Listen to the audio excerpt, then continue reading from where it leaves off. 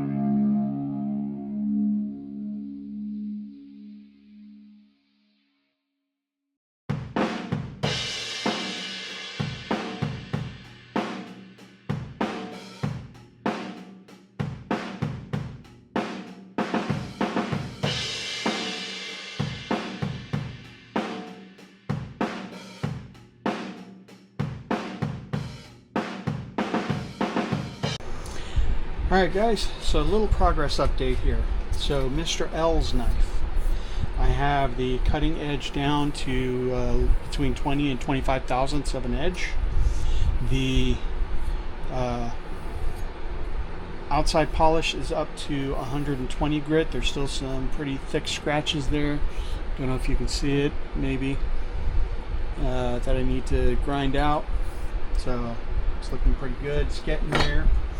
Mr. M's second knife, it's around about at the same spot. There's still some scratches that I got to get out at the 120 grit level. So that's still in a work in progress. But because Mr. L gave me an extra week, I have the first of Mr. M's knives up to a 400 grit. And that is at 20 thousandths of an inch across the entire cutting edge. So, but I thought you might like a little surprise here. So these are still actually able to cut.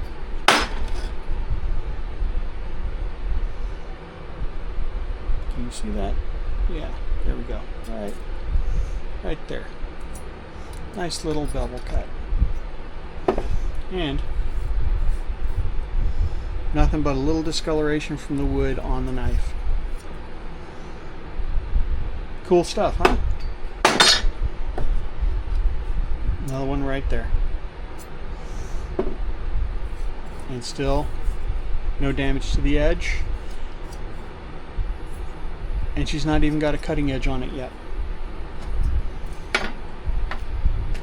Alright, see you. Stick around. There's more to come.